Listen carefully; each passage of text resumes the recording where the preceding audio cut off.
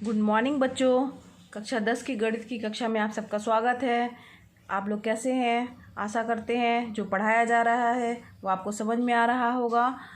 हम चैप्टर 4 द्विघात समीकरण जो है वो हल कर रहे थे। प्रश्नावली 4.1 जो है वो हमने हल कर ली है और अब हमें आगे बढ़ना है 4.2 की ओर। तो बच्चों 4.2 प्रश्नावली में जो है हम लोग पढ़ेंगे गुणनखंडों के द्वारा द्विघात समीकरण का हल कैसे ज्ञात करते हैं। तो द्विघात समीकरण तो हमें पता है बच्चों की किसे कहते हैं। तो ax square plus B X plus C equal to 0, जहाँ पे a does not equal to है 0। इस टाइप के समीकरण हमारे क्या कहलाते हैं बच्चों? द्विघात समीकरण कहलाते हैं। समझ में आ रहा ना बच्चों? तो अब इसके हमें हल ज्ञात करना है। अब अगर कहा जाए कि अगर कोई भी मान लीजिए मान हमने लिया है और द्विघात समीकरण में हमने उस मान को रखा है, तो अगर द्विघात समीकरण का मान जो है 0 आ जा रहा है, तब क्या होता है कि जिस मान को रखने पर समीकरण का मान 0 आता है वह उसका क्या कहलाता है? शून्यक कहलाता है। और हमें ये पहले भी हमने पढ़ा है कि द्विघात बहुपद अगर है कोई तो उसका शून्यक जो है कितने होते हैं? अगर द्विघात बहुपद है तो 2 शून्यक होंगे, त्रिघात बहुपद है तो 3 शून्यक, अधिकतम 3 शून्यक होंगे। और द्विघात बहुपद के लिए अधिकतम कितने शून्यक होते हैं बच्चों? 2 शून्यक होते हैं। तो उसी तरीके से द्विघात समीकरण के लिए जब ये मान रखेंगे और हल करने पे 0 आएगा तो वह उसका क्या कहलाएगा? एक शून्यक कहलाएगा। और शून्यक ही एक तरह से इसका जो है वो मूल कहलाएगा। आइए इसको समझते हैं कि कैसे होगा। मान लीजिए जैसे ये दिया हुआ है द्विघात समीकरण, ठीक है। तो अब हम एक एग्जाम्पल लेके हल करते हैं, तब आपको ज़्यादा समझ में आएगा बच्चों। जैसे मान लिया हमने कोई द्विघात समीकरण ले लिया 2x square minus 3x plus 1 equal to 0। ठीक, समझ में आ रहा बच्चों? तो ये जो हमने समीकरण लिया है इसमें अगर हम मान लीजिए ये समीकरण जो है इसमें x इक्वल टू जो है 1 जो है से प्रतिस्थापित कर दें, यानी यहाँ जहाँ जहाँ पर भी x का मान है वहाँ पर हम क्या रख दें? 1 रख दें। तब देखिए हमें क्या प्राप्त होता है बाएं पक्ष में। तो क्या प्राप्त होगा? रखिए, देखिए तो 2 रखने पर, ठीक है। अब रखते हैं क्या? 2 गुणे x स्क्वायर लिखा है यानी 1 का स्क्वायर माइनस 3 x लिखा है यानी 1 प्लस 1, ठीक है। अब यहाँ पे देखिए इसका मान क्या प्राप्त हो रहा है। तो 2 गुणे 1 का स्क्वायर यानी 2, 1 का स्क्वायर यानी 1, 3 1 का 3 प्लस 1। अब इसको हल करेंगे 2 माइनस 3 प्लस 1, क्या आ गया बच्चों? यहाँ पे 3 माइनस 3 और बराबर क्या आ गया? 0। यानी कि इससे ये निष्कर्ष निकल रहा है कि जो हमारा x इक्वल टू 1 जो है, ये जो इसका मान रखने पे हमें इसका मान जो है 0 प्राप्त हो रहा है। तो यानी कि x इक्वल टू 1 जो है द्विघात समीकरण का एक मूल है। या इसका क्या अर्थ हुआ कि द्विघात समीकरण 2x square minus 3x plus 1 equal to 0 का एक मूल क्या है? x इक्वल टू 1 है, ठीक है। और साथ ही साथ अगर कहा जाए बहुपद की बात करें हम, तो हमारा जो ये बहुपद था, बहुपद मतलब यहाँ पे जब बराबर नहीं है 0 के, केवल ये वाला पार्ट लेके चलते हैं बायां वाला पद, तब उसका जो है शून्यक भी क्या होगा? एक जो है x इक्वल टू 1 जो है उसका क्या होगा? एक शून्यक भी होगा। तो यानी क्या हुआ कि द्विघात बहुपद 2x square minus 3x plus 1 का एक शून्यक x इक्वल टू 1 होगा, ठीक है। ये 2 बातें हमारे पास निष्कर्ष के रूप में चली आई। अगर यानी कि इससे यहाँ ध्यान दीजिए बच्चों, द्विघात बहुपद और द्विघात समीकरण की बात हो रही है। द्विघात बहुपद और द्विघात समीकरण तो दोनों में एक चीज़ कॉमन है कि जिसका मान रखने पर उस बहुपद का मान या बायां पक्ष जो है 0 आ रहा है, तो इसका मतलब हुआ कि वह मान जो है वह द्विघात समीकरण का हल होगा, ठीक है, या मूल होगा। और दूसरी बात क्या निष्कर्ष निकल के सामने आई कि वही मान जैसे x इक्वल टू 1 पे आ रहा है, वही मान द्विघात बहुपद का एक शून्यक होगा, ठीक है। यानी बहुपद का शून्यक और द्विघात समीकरण का मूल एक ही है, ठीक है। चलिए आइए देखते हैं हम इसको किस तरीके से लिखेंगे। हाँ बच्चों, तो अब देखिए हमें क्या निष्कर्ष के रूप में मिला कि एक वास्तविक संख्या अल्फा द्विघात समीकरण ax² plus bx plus c equal to 0 does not, जहाँ पर a does not equal to 0 का एक मूल कहलाती है यदि a alpha plus b alpha plus c equal to 0 हो। मतलब यहाँ पे हमने क्या किया है, जो वास्तविक संख्या अल्फा थी सब जगह x की जगह पे हमने क्या कर दिया है, अगर हम अल्फा रखते हैं तब वह उसका क्या कहलाती है, मूल कहलाती है, जब उसका मान क्या आ जाए, 0 आ जाए। समझ में आई बात बच्चों। अब हम यह भी कह सकते हैं कि x इक्वल टू अल्फा द्विघात समीकरण का एक हल है। ठीक है, मूल भी कहलाएगी, मूल भी कहा जा सकता है उसको बच्चों, और उसका एक हल भी कहा जा सकता है। अथवा ये भी कह सकते हैं कि x इक्वल टू अल्फा जो है वह द्विघात समीकरण को संतुष्ट करता है। ठीक है, अब ध्यान दीजिए, द्विघात बहुपद की बात हो रही है, जहाँ पर बहुपद मतलब जहाँ पर बराबर इक्वल टू 0 नहीं लगा हो, यानी केवल बहुपद हो हमारे पास। तो द्विघात अगर बहुपद ax² plus bx plus c का शून्यक और द्विघात समीकरण यानी बराबर 0 के मूल एक ही हैं, यानी इनके शून्यक कहा जाए या मूल, दोनों क्या होंगे, एक ही होंगे। तो बच्चों ये समझ में आ गई बात आपको कि इनके मूल और शून्यक वो दोनों क्या होंगे, एक ही होंगे। अब इस प्रश्नावली में बच्चों हमें क्या पढ़ना है, गुणनखंडों के द्वारा द्विघात समीकरण का हल। हाँ बच्चों, तो गुणनखंडों के द्वारा द्विघात समीकरण का हल जो है हम कैसे ज्ञात करेंगे, तो इसके लिए हम क्या करेंगे बच्चों, पहले भी हम लोगों ने 9th की क्लास में जो है वो गुणनखंड किया था, तो उसमें हमने क्या किया था, मध्य पद को विभक्त करके एक द्विघात बहुपद के गुणनखंड जैसे किए जाते हैं उसी का प्रयोग करके हम द्विघात समीकरण के मूल ज्ञात करेंगे। यानी बीच वाले पद को हम 2 भागों में बांटेंगे और फिर a इस तरीके से बांटेंगे कि a और c का गुणा करने पर जो है वो पद आए, और साथ ही साथ बीच वाले पद में 2 संख्याएं ऐसी लेंगे कि जोड़ने या घटाने पर बीच की 2 संख्याएं आए। ठीक है बच्चों, तो अब चलिए इसको उदाहरण या प्रश्नावली की ओर चलते हैं, उसके सवाल जब हल करेंगे तब आपको ज़्यादा अच्छे से समझ में आएगा। चलिए आइए चलते हैं प्रश्नावली 4.2 की ओर। हाँ बच्चों, प्रश्नावली 4.2 का पहला क्वेश्चन दिया है, गुणनखंड विधि से निम्न द्विघात समीकरणों के मूल ज्ञात कीजिए। ठीक है, तो इस द्विघात समीकरण के हमें क्या ज्ञात करने हैं बच्चों, मूल ज्ञात करने हैं। तो इसमें कई पार्ट दिए हुए हैं। इस प्रश्न में जो पहला क्वेश्चन है उसके कई पार्ट हैं, टोटल 5 पार्ट दिए हुए हैं। इसका पहला पार्ट कह रहा है x² minus 3x minus 10 equal to 0।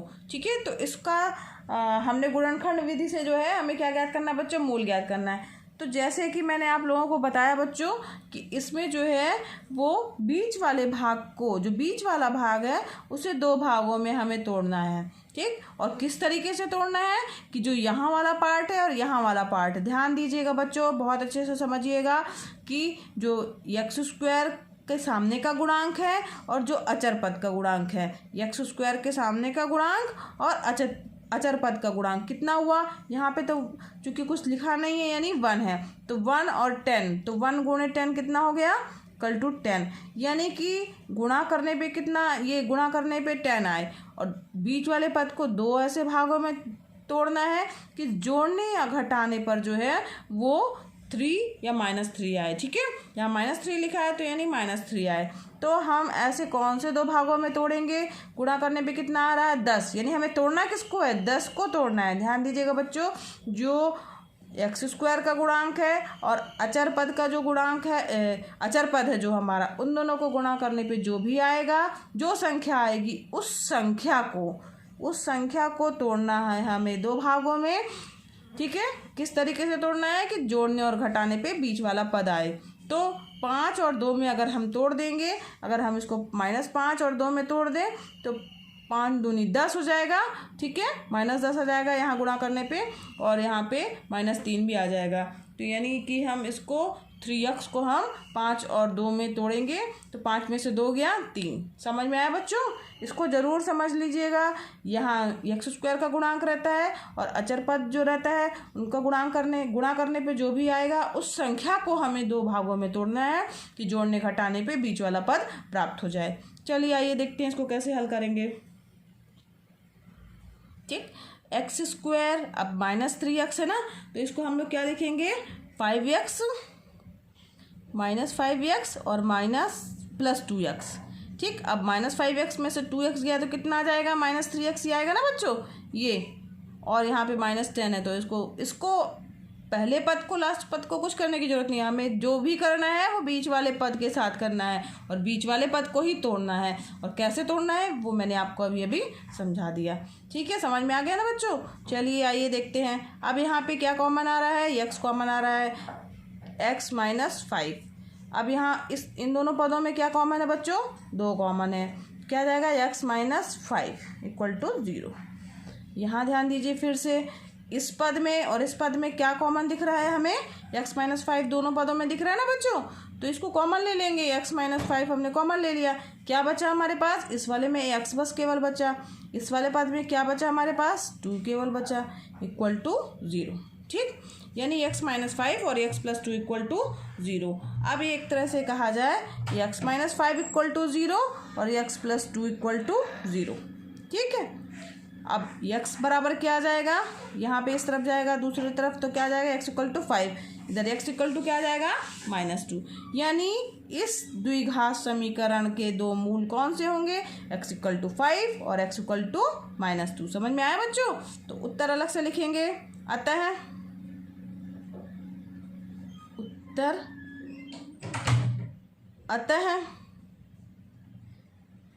द्विघात समीकरण x² -3x -10 = 0 के मूल x = 5 व x = -2 होंगे। ठीक है, समझ में आया बच्चों? चलिए, तो इसी तरीके से बच्चों इसका सेकंड क्वेश्चन है जो कि आपका होमवर्क है। हाँ बच्चों, अब इसका थर्ड पार्ट देखते हैं। सेकंड पार्ट आपका होमवर्क हो गया, थर्ड पार्ट हम देखते हैं एक बार। इसको और समझेंगे तो ज़्यादा समझ में आएगा, 2-3 क्वेश्चन लगाएंगे तो आपको समझ में आ जाएगा। ये थर्ड पार्ट दिया हुआ है, √2x² + 7x + 5 √2 = 0। तो जैसा कि मैंने बताया x² का गुणांक यहाँ पे क्या है, यहाँ समझिए बच्चों √2 है, और यहाँ पे अचर पद क्या है हमारा 5 √2। इन दोनों का मल्टीप्लाई करने पे कितना आ रहा है देखिए, तो √2 यानी क्या हो जाएगा 5 × 2, 5 दूनी 10, यानी कि इन दोनों का मल्टीप्लाई करने पे हमें क्या प्राप्त हो रहा है बच्चों, 10 प्राप्त हो रहा है। ठीक है, तो यानी बीच वाला पद जो हमारा है 7x यानी 7 को हमें अंक क्या है उसका 7। अब 7 को 2 ऐसे भागों में हमें तोड़ना है जिनको जोड़ने या घटाने पे क्या है 7 आए और गुणा करने पे 10 आए। तो ऐसे कौन सी 2 संख्याएं हो सकती हैं बच्चों, दिमाग पे जोर डालिए कि ऐसी कौन सी 2 संख्याएं हैं जिनको जोड़ने और घटाने पे, जोड़े या घटाएं कुछ भी कर सकते हैं, या तो जोड़ भी सकते हैं या तो घटा भी सकते हैं। तो उसका मान कितना है 7 आए और गुणा करने पे उसका मान क्या है 10 आए। तो ये सीधी सी बात है बच्चों, ऐसी इन्हीं 2 संख्याओं को ध्यान दीजिए, 5 और 2। तो 5 और 2 इनको जोड़ेंगे तो कितना आ जाएगा 7 आ जाएगा, और गुणा करने पे तो 10 आ ही रहा है। ठीक है बच्चों, समझ में आ रही बात मेरी?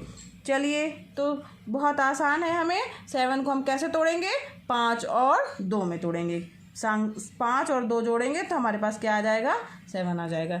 आइए देखें कैसे इसको हल करेंगे। √2x² प्लस, अभी इसको क्या लिखेंगे 5x + 7x 5x + 2x।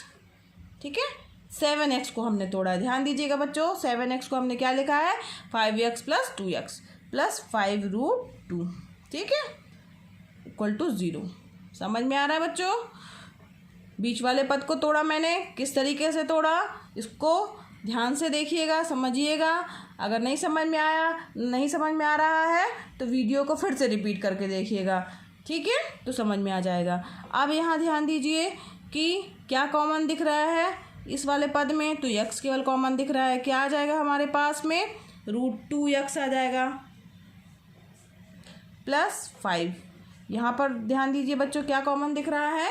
तो यहाँ पे केवल √2 कॉमन दिख रहा है। 2 को हम क्या लिख सकते हैं? √2 इंटू √2 लिख सकते हैं बच्चों। तो यहाँ प्लस √2 कॉमन ले लेंगे तो क्या बचेगा यहाँ पर? √2x प्लस, यहाँ से √2 कॉमन ही आ गया तो यहाँ क्या बचेगा? 5 = 0। समझ में आया? 2 को हमने क्या लिखा है? √2 इंटू √2। जब √2 इंटू √2 मल्टीप्लाई करेंगे तो क्या आता है? 2 आता है। अब ये 2 आ गया तो इसलिए हमने यहाँ पे 2 को एक √2 कॉमन ले लिया है, तो यहाँ अंदर क्या बचेगा बच्चों? √2 बचेगा। ठीक है, तो ये बराबर आ गया 0। अब यहाँ ध्यान दीजिए बच्चों कि क्या कॉमन दिख रहा है दोनों पदों में, इस पद में और इस पद में। क्या कॉमन दिख रहा है?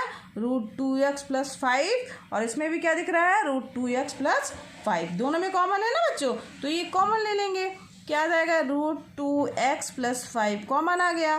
क्या बचा? x plus √2। यहाँ इस वाले पद में केवल x बचा, इस पद में क्या बचा? √2 = 0।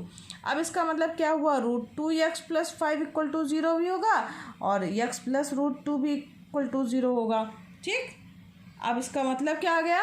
तो x बराबर क्या आ जाएगा? -5, और यहाँ √2 गुणे में है, नीचे चला जाएगा -5/√2, और यहाँ x बराबर क्या माना जाएगा? -√2। समझ में आया? तो इसका मतलब ये हुआ कि ये दो क्या आ गए? द्विघात समीकरण के मूल आ गए। उत्तर आप अलग से लिख दीजिएगा। अतः दिए गए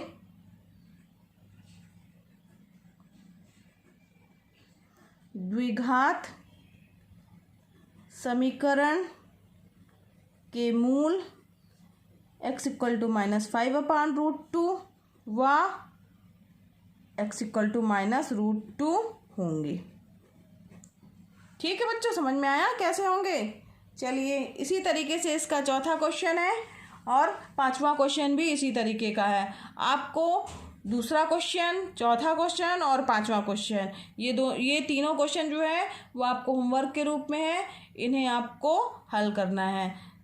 ठीक है, ये आपके होमवर्क है, तो आप इन्हें करिएगा। बिल्कुल यही प्रक्रिया है। बीच वाले पद को हमें 2 भागों में तोड़ना है, इसका ध्यान रखते हुए हल करिएगा। कल हम इसके आगे क्वेश्चन नंबर 3 और 2 और 3 ये सब देखेंगे आगे की प्रश्नावली के। ठीक है, आज के लिए इतना ही बस। Thank you.